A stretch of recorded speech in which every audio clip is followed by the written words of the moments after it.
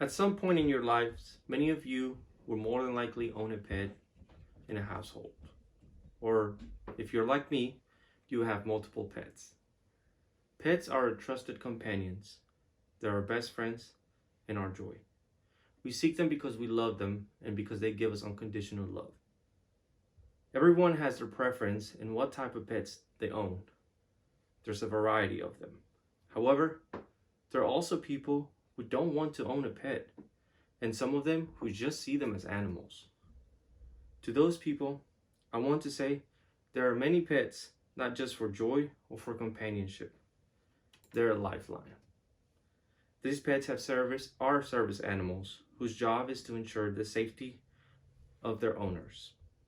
These pets are primarily service dogs, which you may have seen or heard about. These are dogs that are specially trained. Service dogs can improve the way of living of many people in the world with a disability. You'll be surprised to learn how much of the population in the United States lives with a physical disability, hearing loss, seizure, or autism. A person with a disability can impact each and every one of us. It impacts our families, our communities, and our health. The lives of those affected by a disability is nothing compared to the lives we live. To share statistics with you, according to the CDC, 26% of the adult population in the United States suffers a disability. That is 1 in every 4 American. That is roughly 61 million people in total. Now, to break it down, 13.7 of that population have a mobility disability, not being able to walk or climb stairs.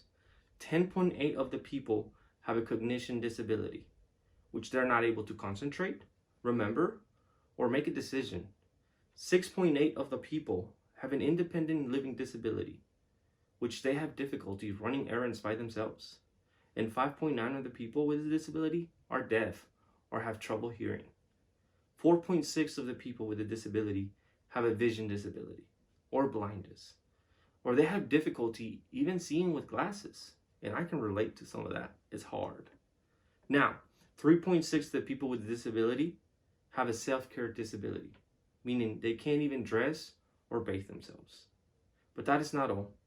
A study in 2015 shows that 1.2% of the United States population has active epilepsy, or better known as seizure disorder.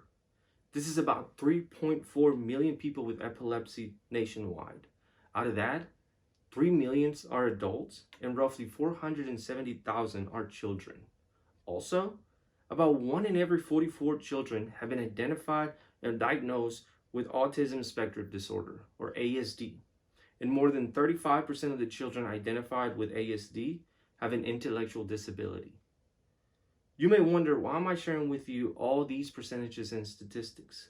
I can say that we have many limitations and we can't control or are able to impact these numbers. However, there's one thing that I'm sure, is that we can impact the quality of life of those affected by those disabilities. As I mentioned at the beginning of my speech, many of you may have seen or heard of a service dog. And if you haven't, and you may be wondering why a service dog, let me tell you. As per a study by the Purdue University's College of Veterinary Medicine, service dogs can benefit people with disabilities through helping with mobility, including helping with basic tasks such as opening and closing a door. Or they can be trained to recognize to respond to the onset medical emergency, such as seizures.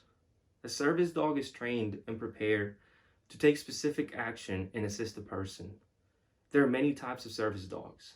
According to the American Kennel Club, there are guide dogs, which help blind and visually impaired individuals navigate their environments. Hearing dogs, which help alert deaf and or hard of hearing individuals of important sounds. Mobility dogs, which assist individuals in wheelchairs, walking canes, or have balance issues.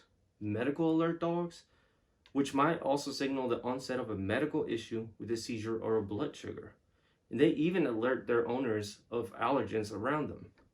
Psychiatric service dogs assist individuals with disabilities with an obsessive compulsive disorder, post-traumatic stress disorder, schizophrenia, and other conditions. These amongst many other types of service dogs. The need of a service dog is essential and can change and save a person's lives. But how do we contribute to help those in need? Join me and change the quality of life of those affected by the disability by donating to Paws with a Cause. Now, what is Paws? Paws with a Cause was founded in 1979 by Michael D. Sapp and his wife, Antoinette Sapp. Paws began with Michael wanting to help a friend, Marty Jensen, and his wife, Diane. Michael wanted to train their dog, Crystal, to alert them because they had just adopted a deaf child, and both of them were actually deaf. Today, Paws has evolved and now trains service dogs with people for physical disabilities, seizure response dogs for people who have epilepsy, hearing dogs for people who are deaf or hard of hearing, and service dogs for children with autism. Paws is making a difference in the lives of many across the country by providing training dogs, and you can be a part of that difference. Join me and become a part of their change in their lives. You can do so by supporting Paws with a Cause, and you can make a one-time donation, which will give support to an assistant dog team and to train the dogs. You can host a third-party fundraiser, which allows you to host a fundraiser, and all the proceeds go to Paws. You can donate through Paws Wish List, which they partner with Amazon Smile List, charity list, which allows you to purchase items directly to Paws, or you can become a Paws Best Friend, which you become a monthly donor.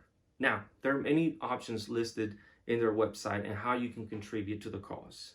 And if you're interested in helping even further, Paws offers a volunteering program in which you can make a bigger impact. Each and every one of us can make a difference in our community, in our families, our friends, in our country.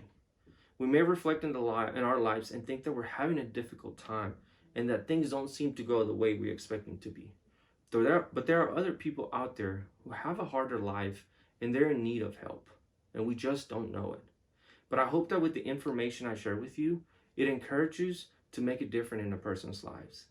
And if you're just like me and you're a pet owner, this feeling, imagine the feeling you get when you go home, you see your pet, and you're happy, you hug them, and then you just start playing with them. That is a feeling of an unbreakable bond. And you can give the same feeling and experience to those with a disability. But not just that feeling, but a new way of living. And even if you don't own a pet, remember that you can be saving a person's lives and provide a better quality of life for them. Thank you.